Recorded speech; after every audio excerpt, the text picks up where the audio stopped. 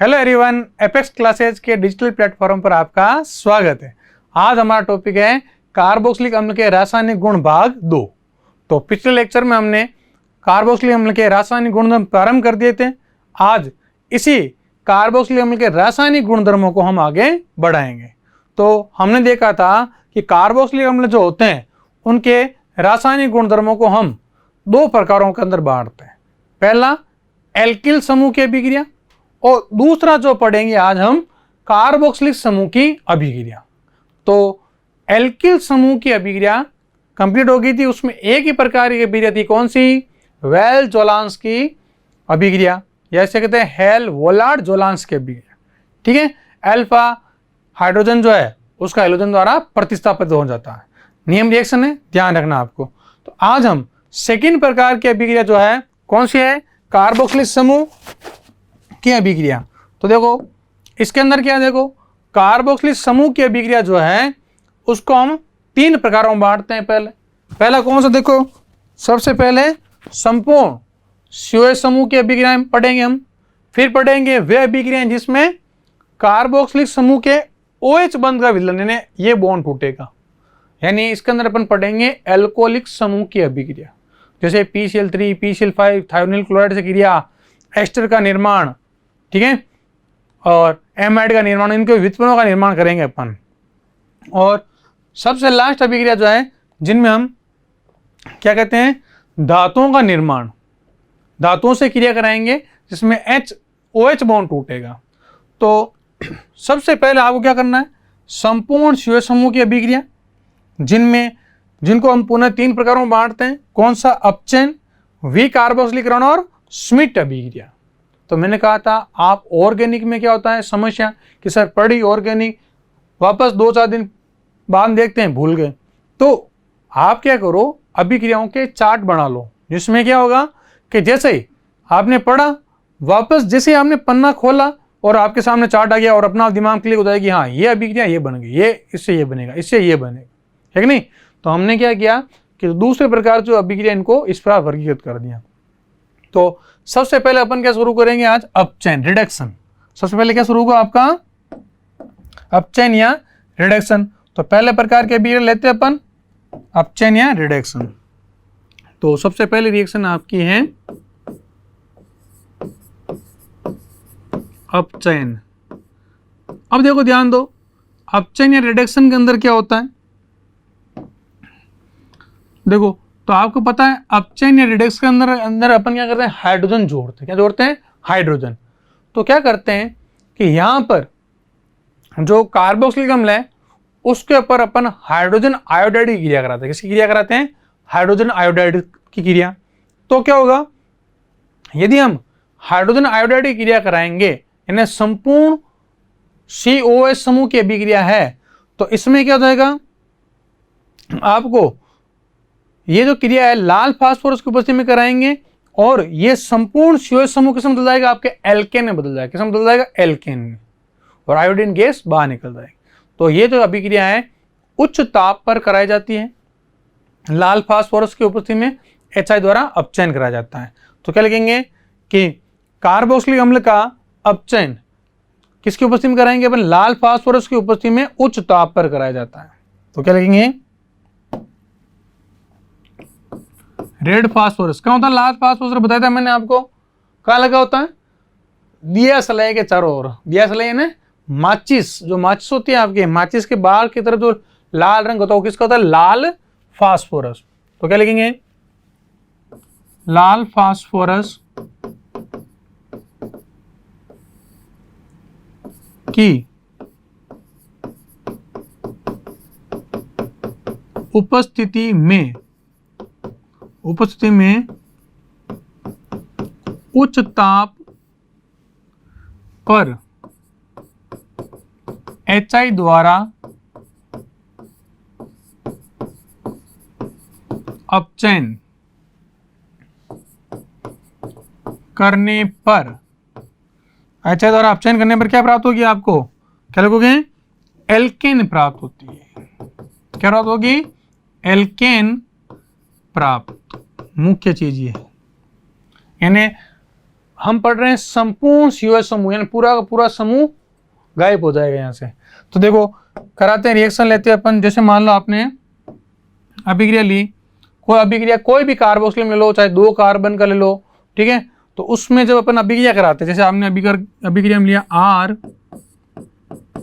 RCOH।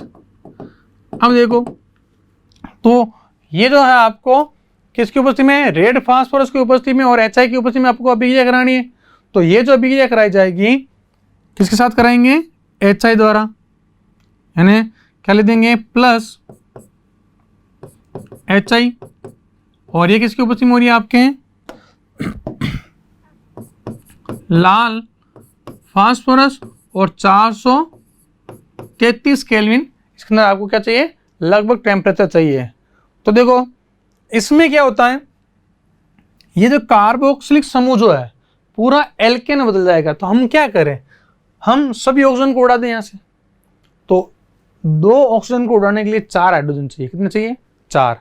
तो हम क्या करेंगे कि जब अपन को 2 ऑक्सीजन उड़ानी है तो क्या लेंगे, 2H2 निकाल देंगे। ये तो रोज का काम है आपका, 2 जल के अणु आपने बाहर निकाल दिए। अब प्लस देखो, अब यहां आपको एल्केन बनाना है, यानी एक H तो है इसके पास, 2 H और चाहिए, यानी 4 और 2 6, यानी हम क्या करेंगे 6 HI लेंगे। कितने लेंगे, 6 HI। और 4 तो जल के रूप में बाहर निकल गया और 2 इसको दे दिया गया, यानी आपके उत्पाद क्या बन गया, R, ये C डबल बॉन्ड हो तो पूरा गायब हो जाएगा। तो क्या लिखेंगे RCH और 2 हाइड्रोजन और दिया, यानी RCH3, यानी क्या बन गया आपका एल्केन बन गया। और साथ में देखो 6 HI लिया आपने, 6 HI लिया है तो क्या हो जाएगा, 3 आयोडीन बाहर निकाल दो, यानी 3I2 बाहर निकाल दो। आया समझ में, क्या किया आपने 6 HI लिया, 4 हाइड्रोजन तो 2 ऑक्सीजन लेकर निकल गई, और 1 हाइड्रोजन थी, 2 हाइड्रोजन को दे दिया, यानी CH3 बन गया। और आयोडीन कितनी थी, 6 परमाणु, तो 3 अणु बाहर निकल गए। और आप जानते हैं आयोडीन के अंदर उदरपातन का गुण होता है, तो वो बाहर निकल जाएगी।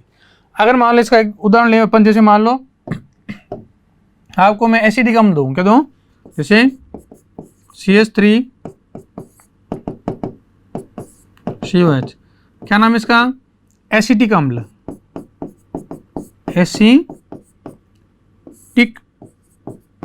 अम्ल, या क्या लिखते हैं इसे, एथेनोइक अम्ल। क्या लिखते हैं इसे, एथेनोइक अम्ल। ये कैसा नाम है, IUPAC नाम।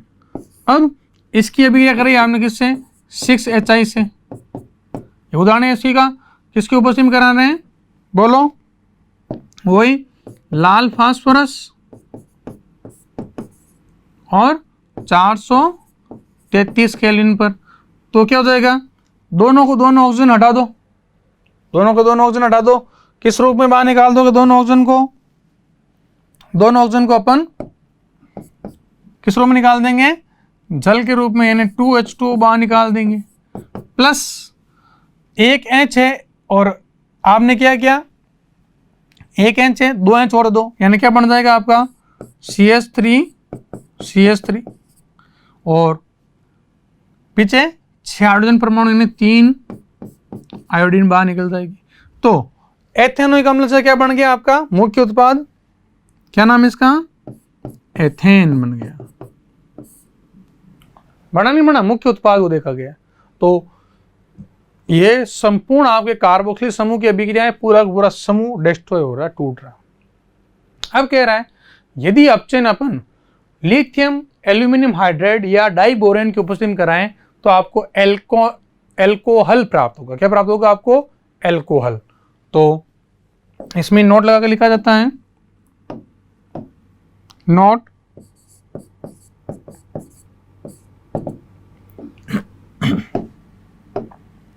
क्या नोट है, यदि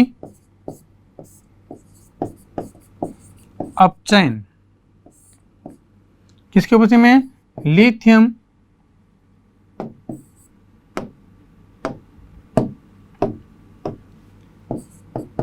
एल्यूमिनियम हाइड्राइड या डाइबोरेन डाई बोरेन क्या था बताओ, B2H6 पढ़ा ना हमने, बनाना से बंद पाया जाता है इसके अंदर।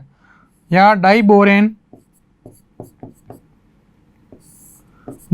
की उपस्थिति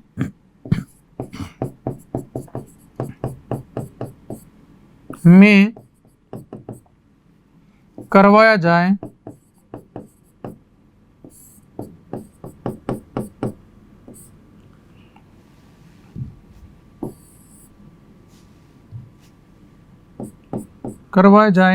तो अल्कोहल प्राप्त होता है।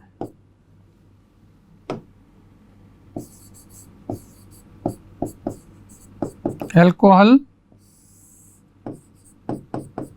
प्राप्त होता है, इस चीज का ध्यान रखना। तो डाई बोरेन है या लिथियम एल्यूमिनियम हाइड्राइड की उपस्थिति में करा जाए तो क्या हो जाएगा आपको, अल्कोहल प्राप्त हो जाएगा। क्या प्राप्त हो जाएगा आपको, अल्कोहल।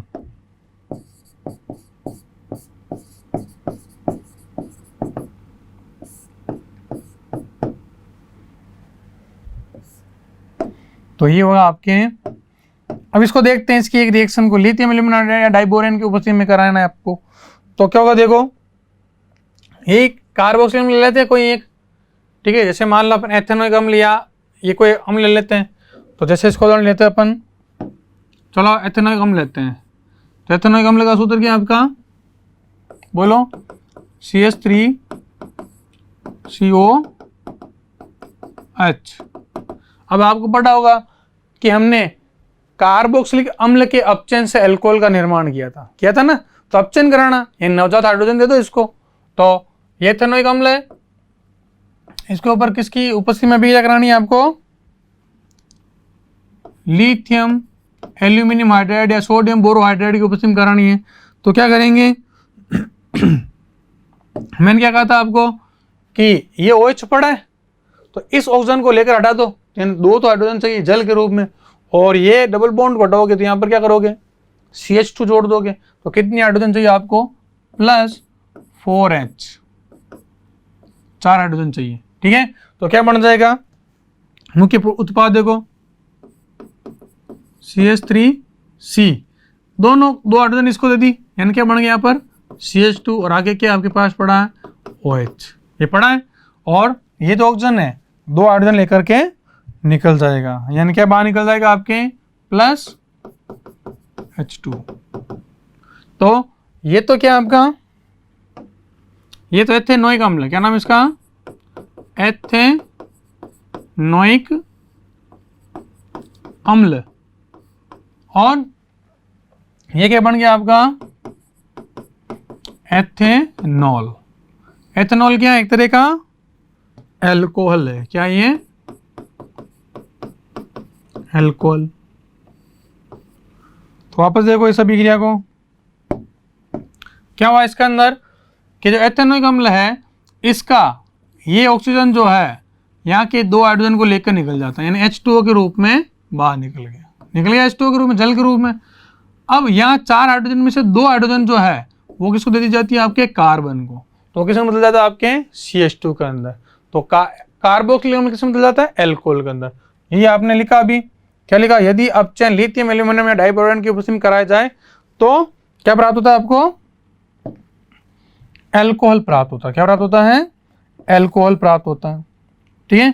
और किसकी उपस्थिति में कराई, अभी आपने लाल फास्फोरस और इसकी उपस्थिति में कराई तो पूरा समूह गायब हो गया, और क्या प्राप्त हो गया आपको, एल्केन प्राप्त। क्या प्राप्त हुई, एल्केन। तो ये अभिक्रिया हुई पहले प्रकार के अभिक्रिया, कौन सी, अपचयन। दूसरी अभिक्रिया अपन ने क्या लगाई है, देखो दूसरी अभिक्रिया क्या लगाई अपन ने, विकार्बोक्सिलीकरण। विकार्बोक्सिलीकरण का अर्थ क्या है, यहां से वी यानी हट जाना, जैसे विरंजन, ड्रग उड़ जाना, यानी पूरा कार्बोक्सिलिक समूह टूट जाएगा और उसमें से CO2 गैस बाहर निकल जाएगी। ध्यान रखना, विकार्बोक्सिलीकरण के अंदर क्या होता है, CO2 गैस निकल जाती है, और CO2 गैस के निकल जाने से कार्बन की संख्या कम हो जाती है, ठीक है। तो देखो अगले अपन दूसरी प्रकार के अभिक्रिया लेते हैं, कौन सी, विकार्बोक्सिलीकरण। तो सेकंड अभिक्रिया आपकी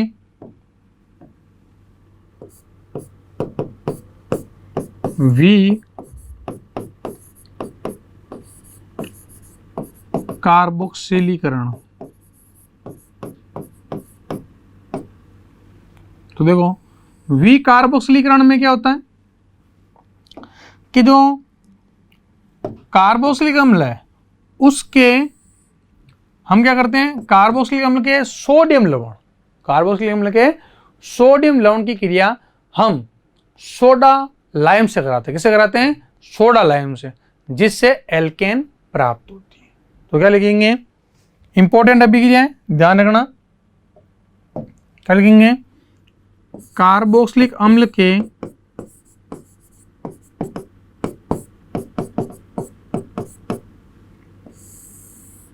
कार्बोक्सिलिक अम्ल के सोडियम लवण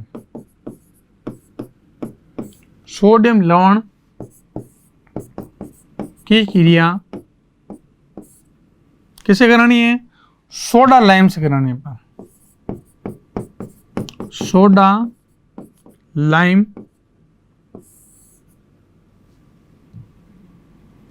से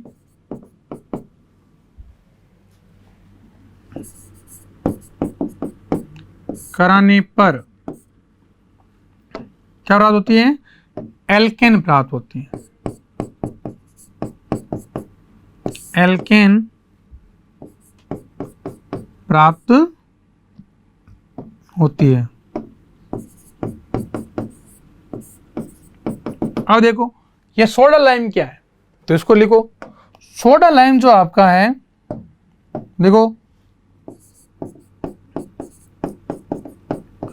ये क्या होता है आपके NaOH और CaO का 3:1 का मिश्रण होता है। कितना होता है? क्या क्या लेते हैं इसके अंदर अपन? एक तो NaOH, क्या लेते हैं? Sodium hydroxide. और एक क्या लेते हैं इसके अंदर? CaO, कैल्शियम ऑक्साइड का 3:1 का मिश्रण होता है। का 3:1 का मिश्रण होता है आपके सोडा लाइम। अब ये जो सोडा लाइम है, ये जो आपके एक तो है सोडा लाइम और एक होता है आपके सोडामाइड और एक होता है लाइम स्टोन। तो बताओ लाइम स्टोन क्या होता है? पढ़ा होगा हमने, इसको साइड में लिख देना है। लाइम स्टोन होता है आपके CaCO3। क्या होता है? चूना पत्थर, जिसे अपन क्या कहते हैं? चूना पत्थर। लाइम स्टोन को चाहे चूना पत्थर को, एक ही बात है।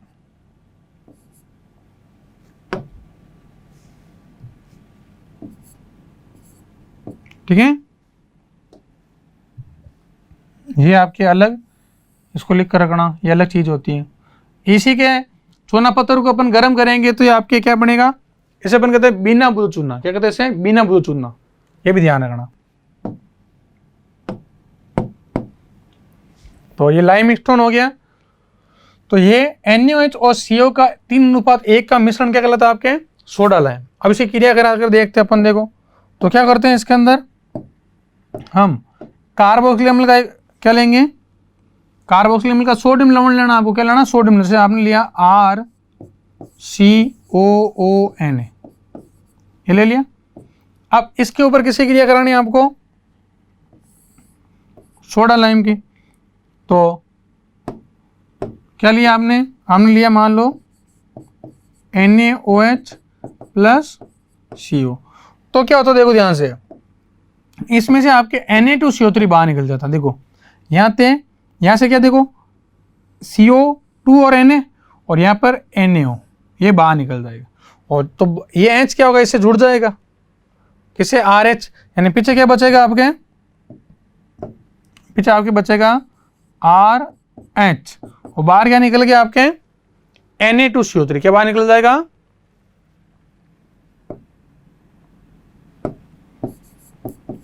Na2CO3। तो ये होता, पर अभिक्रिया हम ध्यान रखना, जो मिश्रण पूरा है परंतु CaO जो अभिक्रिया हम बाहर नहीं लेता है। कौन? NaO, ये पूरा बाहर निकल जाता है। Na2 और कोई बाहर निकल गया। देखो एक तो ये दोनों Na2 और यहाँ से O भी आ गया और इधर के ये CO2 आ गया, यानी क्या निकल गया Na2CO3 और ये H जो है इससे जुड़ जाता है R से, तो ये क्या बन जाता है एल्केन और बाहर निकल, जबकि CO जो है ये अभिक्रिया में भाग नहीं लेता, ध्यान रखना। तो क्या लिखेंगे, क्या बन गया आपके मुख्य उत्पाद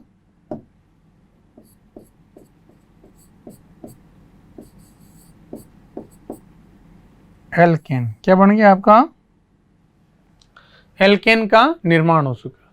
तो ये हुई आपके विकार्बोक्सीकरण की क्रिया कि सोडियम लवण की क्रिया सोडा लाइम से करानी, किससे करानी है सोडा लाइम, जो क्या है NaOH और CO का 3:1 का मिश्रण होता है। और विकार्बोक्सीकरण का देखो कार्बन की संख्या घट रही है ना, CO2 बाहर निकलती, कभी भी ध्यान रखना कोई भी अभिक्रिया कहीं पर भी आ जाए आपके शब्द विकार्बोक्सीकरण हो तो वहां पर कार्बन कम होगा और CO2 गैस बाहर निकल जाएगी, ठीक है। तो ये हुई आपकी कौन सी अभिक्रिया विकार्बोक्सीकरण। अब देखो इस विकार्बोक्सीकरण का एक विकार्बोक्सीकरण की जो अभिक्रिया है, इसी के अंदर एक अभिक्रिया और आती है आपके कोल्बे विद्युत अपघटन। क्या आता है कोल्बे विद्युत अपघटन, जिसमें हम क्या करेंगे, यही कार्बोक्सिलिक अम्ल का सोडियम लवण लेंगे, उसका जलीय विलयन लेंगे और उसका क्या कराएंगे विद्युत अपघटन कराएंगे, तो हमें एनोड के ऊपर एल्केन प्राप्त होगी और कैथोड पर हाइड्रोजन गैस प्राप्त होगी। इसको थोड़ा हम थ्योरी के रूप में भी लिखेंगे। तो विकार्बोक्सीकरण में ही एक भाग क्या आता है आपके कोल्बे विद्युत अपघटन, और उसकी हम क्रिया विधि भी देखेंगे। क्या देखेंगे क्रिया विधि, तो ये इसी का एक पार्ट है, क्या नाम है उसका आपके कोल्बे विद्युत अपघटन। तो शुरू करते हैं अपन कोल्बे विद्युत अपघटन।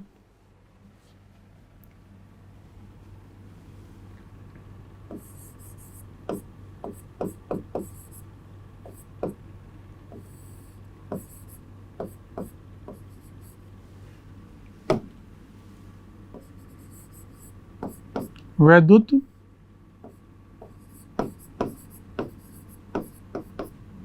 अपघटन,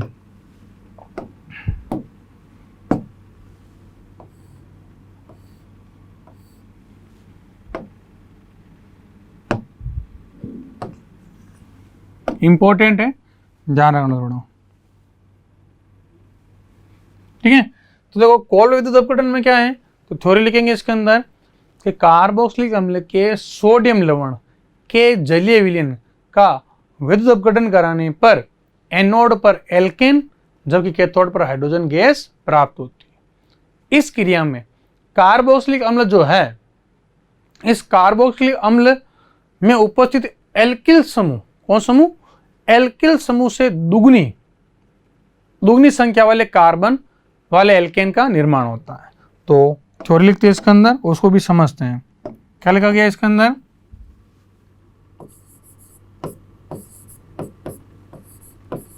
कार्बोक्सिलिक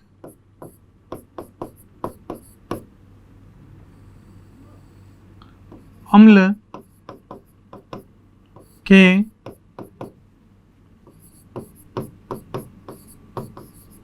सोडियम लवण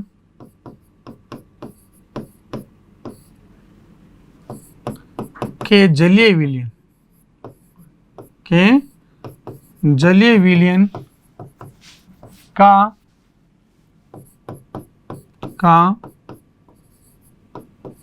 विद्युत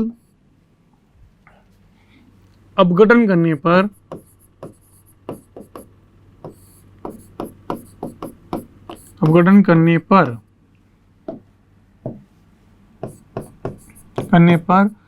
एनोड पर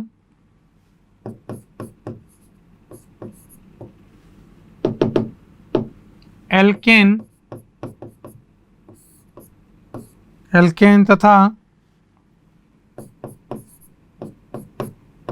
तथा कैथोड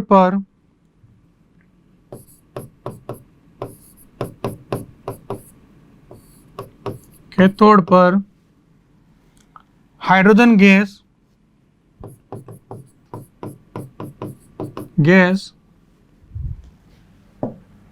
प्राप्त होती है,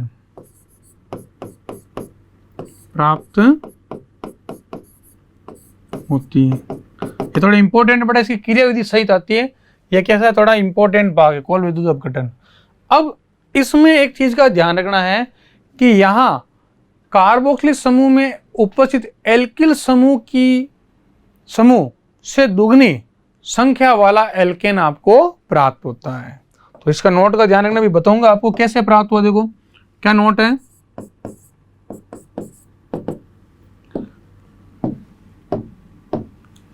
कार्बोक्सिलिक समूह या कार्बोक्सिलिक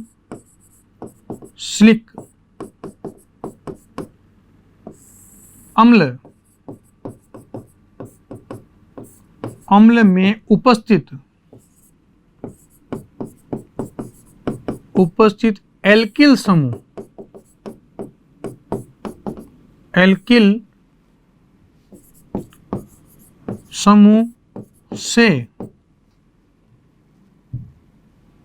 से दुगने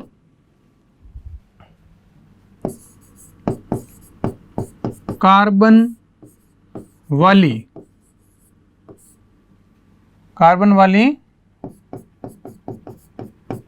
एल्केन प्राप्त होती है। ठीक है, इस चीज का आपको ध्यान देना है। तो क्या लिखा, कार्बोक्सिलिक अम्ल में उपस्थित एल्किल समूह से दुगने कार्बन वाली एल्केन प्राप्त होगी। तो लेते हैं इसका एक उदाहरण। जैसे मान लो अपन लेते हैं एसिडिक अम्ल का सोडियम लवण, उसका जलीय विलयन लेना है। तो जैसे आपने क्या लिया, जैसे देखो, जैसे आपने लिया क्या, CH3 CONA, ठीक है, इसका सोडियम लवण ले लिया और साथ में क्या ले लिया हमने, जलीय विलयन लेना, ठीक है। और इसका क्या करा है आपने, वैद्युत अपघटन। क्या करा है आपने इसका,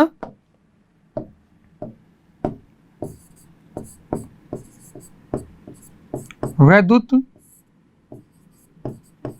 अपघटन।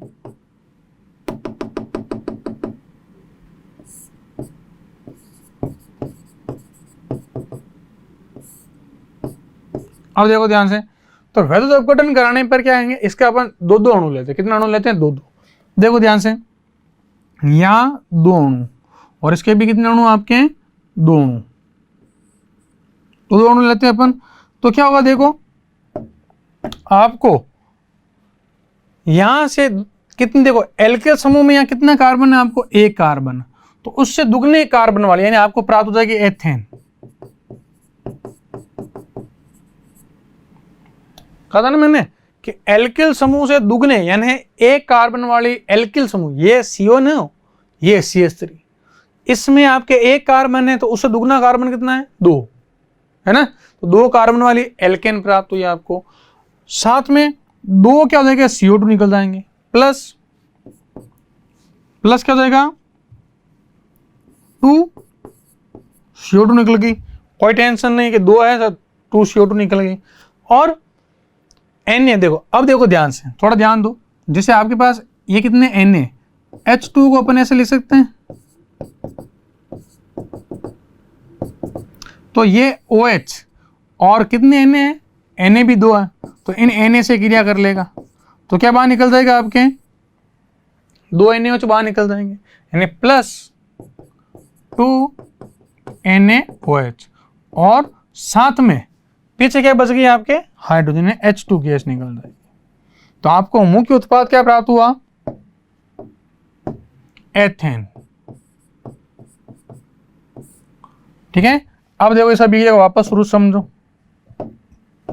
क्या कहा, देखो कार्बोक्सिलिक अम्ल के सोडियम लवण के जलीय विलयन, ये जलीय विलयन लिया और क्या करा है, इसका विद्युत अपघटन कराने पर एनोड पर एल्केन, अभी अपन क्रियाविधि देखेंगे, ये एल्केन कहां प्राप्त होगी, एनोड पर, और कैथोड पर हाइड्रोजन। यानी ये तो आपको प्राप्त होगी, अगर अपन लिखें तो ये कहां प्राप्त होगी आपको, एथेन कहां प्राप्त होगी,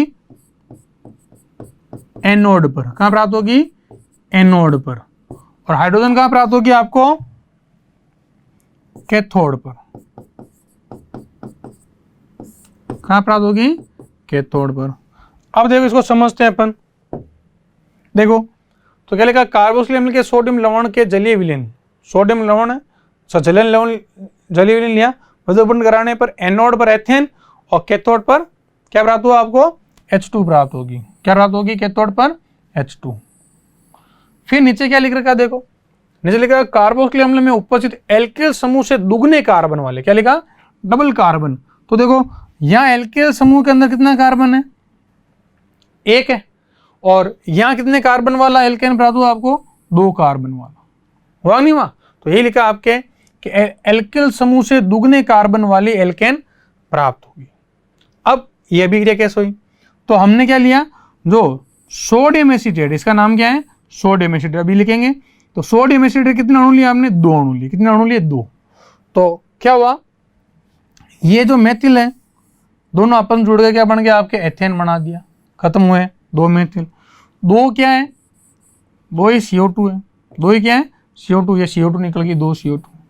अब यहाँ Na कितने देखो? 2 Na, ये लिख रही मैंने 2 Na।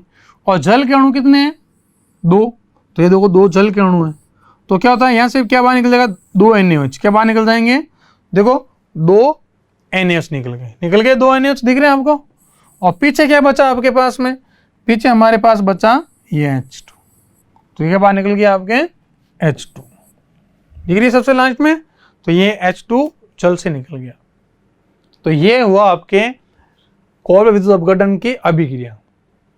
अब हम क्या करते हैं, इसका लेते हैं हम इसकी क्रियाविधि। क्या लेते हैं? इसकी क्रियाविधि। तो हमारा टॉपिक क्या हो जाएगा? कोल्ब विद्युत अपघटन की, या डायरेक्ट लगा देते अपन, क्या लगा दोगे आप? क्रियाविधि। मैकेनिज्म लेते हैं इसकी, शोर ऑफ कर दें। अगला हेडिंग क्या आपका इसका? क्रियाविधि।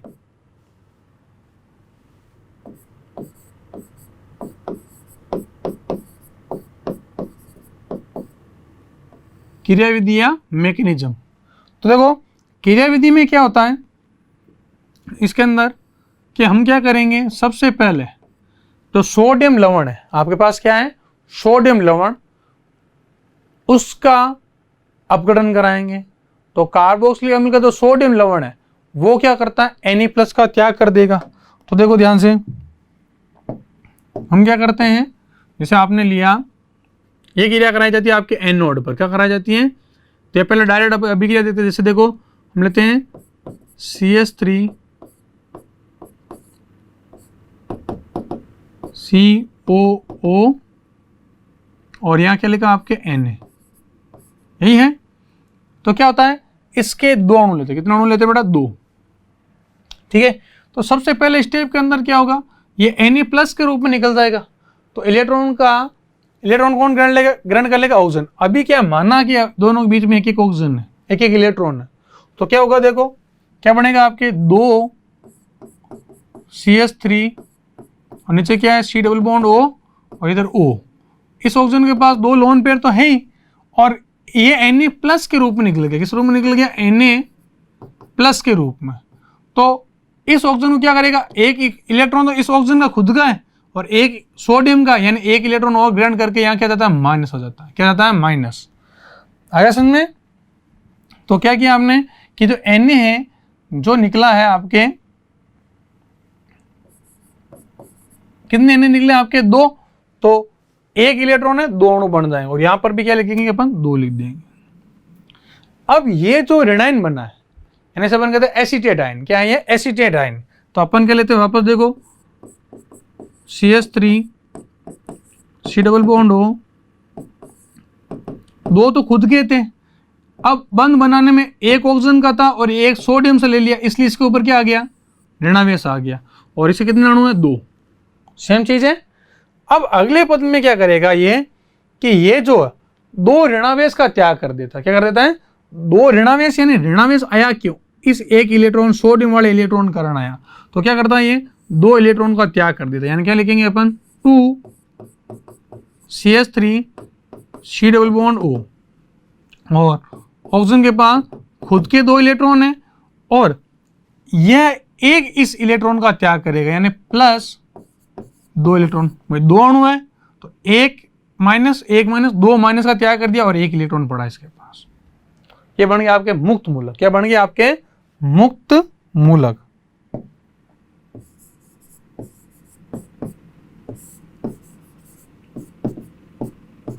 मुक्त मूलक बन गया। अब क्या करता है, तो अपन लिख सकते हैं ये क्रियाविधि किसके द्वारा होती है, मुक्त मूलक द्वारा। किसके द्वारा होती है आपके, मुक्त मूलक द्वारा। ठीक है, अब ये जो मुक्त मूलक बना है ये क्या करता है, अगले पद में CO2 का निष्कासन कर देता है। यानी अपन क्या करेंगे, देखो ध्यान से, 2 CH3 एसिटेट आयन जो है ये ऑक्सीजन है, 2 तो इसे खुद के और एक मुक्त मूलक पड़ा है। अब क्या होता है, अगले पद में देखो, यहां बंद में कितने इलेक्ट्रॉन है, 2 इलेक्ट्रॉन है। तो क्या करता है कि ये जो है इस एक इलेक्ट्रॉन कार्बन के पास हो जाता है और एक इलेक्ट्रॉन, यानी दोनों बंद के इलेक्ट्रॉन क्या कर देता है, ये जो बंद है इसको तोड़ लेता है और इससे इलेक्ट्रॉन ले लेता है और CO2 का निष्कासन कर देता है। यहां पर आपके कितने इलेक्ट्रॉन है, देखो समझने के लिए, इस बंद के अंदर 2 इलेक्ट्रॉन है। कितने इलेक्ट्रॉन है, 2। तो क्या करेगा, ये इलेक्ट्रॉन इसको दे दिएगा तो क्या हो जाएगा, ये कंप्लीट हो जाएगा और आपके CO2 के रूप में बाहर निकल जाएगा और ये मेथिल मुक्त मूलक का निर्माण कर देता है। किसका निर्माण कर देता है, मेथिल मुक्त मूलक का। तो क्या हो जाएगा यहां पर देखो, तो यहां पर आपके क्या बन जाएगा, 2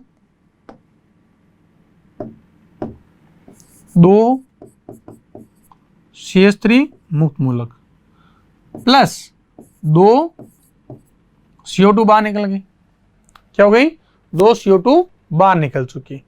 अब क्या होगा, देखो 2 CO2 जब बाहर निकल चुकी है तो ये बन गया आपका मेथिल मुक्त मूलक। क्या बन गया, इसका नाम क्या है, मेथिल मुक्त मूलक, ये बन गया। अब ये मेथिल मुक्त मूलक क्या होते हैं, दोनों आपस में जुड़ जाते हैं। यानी अगले स्टेप में क्या होगा, जो 2 CH3 मुक्त मूलक है आपस में जुड़कर क्या बना देंगे, मुख्य प्रोडक्ट आपका, दोनों आपस में जुड़ करके CH3 क्या बना देते हैं, एथेन। क्या बना देते हैं, एथेन। तो ये क्रिया कहां हुई आपके, एनोड पर। कहां होगी, एनोड पर। अब इसके साथ दूसरी क्रिया होती है कहां पर, कैथोड पर। तो देखो, अब आपने जो इलेक्ट्रॉन का त्याग किया है और जल जो है H+ का त्याग करता है, तो हाइड्रोजन अपन ने जलीय ले लिया ना इसके अंदर, तो क्या होता है, NaOH, Na जो है OH के रूप में लेकर निकल जाता। देखो अभी आपने जब रिएक्शन देखी थी इसके अंदर क्या देखी थी, यहाँ क्या बताया था मैंने, NaOH को लेकर निकल जाए। यहाँ से जो हाइड्रोजन H+ है वो H+ क्या हो जाते हैं, कैथोड पर पहुंच जाते हैं। और क्या होगा, देखो कैथोड पर क्या क्रिया होगी, कैथोड पर 2 H+ पहुंच जाते हैं और ये जो 2 इलेक्ट्रॉन एनोड ने जो त्यागे, ये जो इलेक्ट्रॉन का त्याग किया इसको ग्रहण करके बना देता है आपके H2 हाइड्रोजन गैस। इसलिए कैथोड पर आपको हाइड्रोजन गैस प्राप्त होती है। अब वापस देखो शुरू से अभिक्रिया में क्या हो रहा है, देखो सबसे पहले क्या होता है, आपने लिया सोडियम एथोक्साइड, क्या कहते हैं इसे, सोडियम एसीटेट। कह दो इसको, क्या नाम है इसका, ये आपका है सोडियम एसीटेट। क्या है, जो अपन ने अभिक्रिया के अंदर लिया था, ये क्या है, सोडियम एसीटेट लिया। तो ये भी क्या है आपका सोडियम एसीटेट।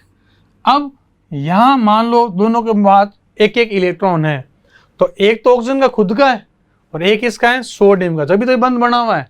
अब ये Na+ के रूप में निकल गया है, यानी इसने इलेक्ट्रॉन क्या कर दिया है, त्याग कर दिया, यानी यहां पर 2 इलेक्ट्रॉन आ गए। तो इस एक्स्ट्रा इलेक्ट्रॉन के आने के कारण, देखो इस एक्स्ट्रा इलेक्ट्रॉन के आने के कारण यहाँ क्या बन गया, आपके ऋणावेश बन गया ऋणावेश। तो अपन ने एसीटेट आयन को आगे बढ़ाया यहाँ पर, यानी ये एक्स्ट्रा इलेक्ट्रॉन है, ये ऋणावेश को दर्शा रहा है, एक इलेक्ट्रॉन ऋणावेश को दर्शा रहा है। तो अब अगले पद में क्या होता है कि ये दो जो है, दो है ना, दोनों ऋणावेश या इस इलेक्ट्रॉन को लेकर के यहां से बाहर निकल जाता है। ठीक है, तो क्या हो गया कि इसके पास केवल एक इलेक्ट्रॉन रह गया। कितने इलेक्ट्रॉन रह गया? एक इलेक्ट्रॉन। अब ये जो मुक्त मूलक बना आपके, इसमें क्या होता है कि ये जो बंध है यहां पर क्या था, जो आपका बंध था, इस बंध में आपने क्या देखा, दो इलेक्ट्रॉन है। कितने इलेक्ट्रॉन है इस बंध में आपके? देखो कितने इलेक्ट्रॉन बताए मैंने, इस बंध के अंदर दो इलेक्ट्रॉन है। इस बंध के इलेक्ट्रॉन भी ये ग्रहण कर लेता है और ये पूरा किस रूप में निकल जाता है आपके? CO2 के रूप में बाहर निकल जाता है। ठीक है, और ये जो है मेथिल मुक्त मूलक का निर्माण कर देता है। क्या कर देता है? दो मेथिल मुक्त मूलक। क्या बन गया आपके? दो मेथिल मुक्त मूलक। अब ये दोनों मेथिल मुक्त मूलक क्या था, आपस में जुड़ जाते हैं और एथेन का निर्माण कर देते हैं। जबकि कैथोड पर क्या होता है, अपन ने जब देखा था कि जो Na है, ये कितने Na? दो Na थे जो जल के OH से क्रिया करके दो NH निकालते हैं, ये H+ के रूप में निकलते हैं। ये दोनों H+ क्या करते हैं?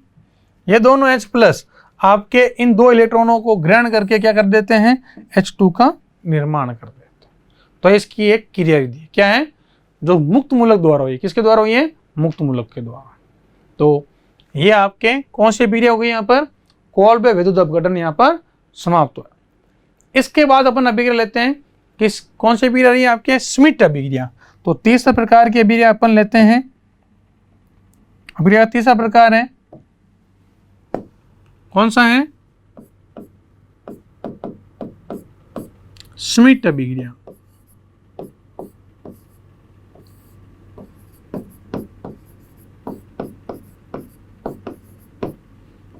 तो देखो इस श्मिट अभिक्रिया में क्या करते हैं अपन?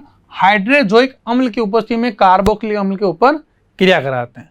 तो जब अपन हाइड्रोजोइक अम्ल या N3H की क्रिया कराते हैं तो अम्लीय माध्यम में कराने पर आपको प्राथमिक एमीन या 1 डिग्री एमीन प्राप्त होती है। तो किसकी उपस्थिति में होती है आपके? हाइड्रोजोइक अम्ल की उपस्थिति में। अब हाइड्रोजोइक अम्ल क्या है आपका? की उपस्थिति में। तो हाइड्रोजोइक अम्ल क्या है? हाइड्रोजोइक अम्ल होता है अमोनिया का उल्टा। अमोनिया कैसे लिखते हो आप? अमोनिया लिखते हो NH3, ऐसे लिखते हो ना। तो हाइड्रोजोइक अम्ल होता है N3H। ये तो क्या है? अमोनिया। ये क्या है? हाइड्रोजोइक अम्ल। तो अम्लीय माध्यम जब क्रिया कराई जाएगी ये, तो क्या बनेगा आपके? प्राथमिक एमीन प्राप्त। तो क्या लिखेंगे? इससे क्या होगी? हाइड्रोजोइक अम्ल की उपस्थिति में, और बनेगा क्या? प्राथमिक एमीन, जिसे अपन क्या कहते हैं? 1 डिग्री एमीन। 1 डिग्री एमीन प्राप्त होती है। तो कराते रिएक्शन देखो, जैसे अपन ने क्या लिया? कार्बोक्सिलिक लिया आपने, जैसे R COO OH, ये क्या है आपका? कार्बोक्सिलिक अम्ल। इसके ऊपर किसी क्रिया करानी है आपको? हाइड्रोजोइक अम्ल की। हाइड्रोजोइक अम्ल का क्या फॉर्मूला है? N3H, अभी आपने ऊपर लिखा। और ये क्रिया होती है आपके तनु अम्ल की उपस्थिति में अम्लीय माध्यम के अंदर, यानी अपन लिख सकते हैं यहाँ पर तनु H2SO4 की उपस्थिति में। तो क्या होगा देखो, यहां से N2 निकल जाएगी। क्या निकल जाएगी? N2 gas. अब यहां जो आपके क्या होगा, ये जो अभिक्रिया होती है, इस अभिक्रिया में सीधा ही NH2 का निर्माण हो जाता है। किसका निर्माण होता है? NH2, यानी यहां से CO2 गैस का भी निष्कासन हो जाता है। कौन सी गैस का निष्कासन हो जाएगा आपके? CO2 गैस का निष्कासन। तो देखो क्या बनेगा आपके पास? देखो क्या है? R, क्या है? R। N2 बाहर निकल गया, यानी N निकल गया, ये CO2 निकल गई, यानी HH, यानी पीछे बच जाएगा आपके NH2 प्लस CO2 प्लस क्या देगा? मुख्य गैस कौन सी निकल गई आपके? N2। तो देखो वापस ध्यान से, कैसे हुई रिएक्शन? ये देखो हाइड्रोजोइक अम्ल क्या होता है? NH3H। तो इसमें से क्या बाहर निकल जाती है आपके N2, क्या निकल गई N2, यानी आपके पास यहाँ क्या बच गया NH, ठीक है। ये CO2 पूरी बाहर निकलेगी, कौन सी गैस बाहर निकल के देखो, CO2 गैस। तो NH और ये H ये जुड़ के क्या बना था NH2, क्या बना है आपके NH2, तो RNH2 बन गया, CO2 बाहर निकल गई, CO2 और यहां से N2 बाहर निकलने के कारण क्या बन गया आपके NH और ये H, तो ये समूह बाहर निकले, इससे बच गया आपकी RNH2। तो इसे अपन क्या कहते हैं, जो आपके उत्पाद बना मुख्य उत्पाद उसका नाम क्या है, प्राथमिक एमीन, क्या है ये, प्राथमिक एमीन। तो इस पर आपके जो संपूर्ण कार्बोक्सिलिक समूह की अभिक्रियाएं जो तीन प्रकार की, कौन कौन सी, अपचयन, विकार्बोक्सिलिक और सिम्ट अभिक्रिया यहां पर समाप्त होती है। आज के लेक्चर में हमने क्या देखा, कार्बोक्सिलिक समूह के रासायनिक गुणधर्म में जो दूसरे प्रकार की अभिक्रिया है कार्बोक्सिलिक समूह की अभिक्रियाएं, जिसमें सबसे पहला प्रकार कौन सा, संपूर्ण कार्बोक्सिलिक समूह की अभिक्रियाओं को यहां पर समाप्त किया। तो अब मिलते हैं नेक्स्ट लेक्चर के अंदर। Thank you. सब्सक्राइब करें हमारा Apex Classes Edutech YouTube channel, साथ ही बेल आइकन को क्लिक करना बिल्कुल ना भूलें, ताकि आगे आने वाले सभी यूट्यूब वीडियोस की अपडेटेड नोटिफिकेशंस सबसे पहले आपको मिले। Apex Classes Edutech, subscribe now.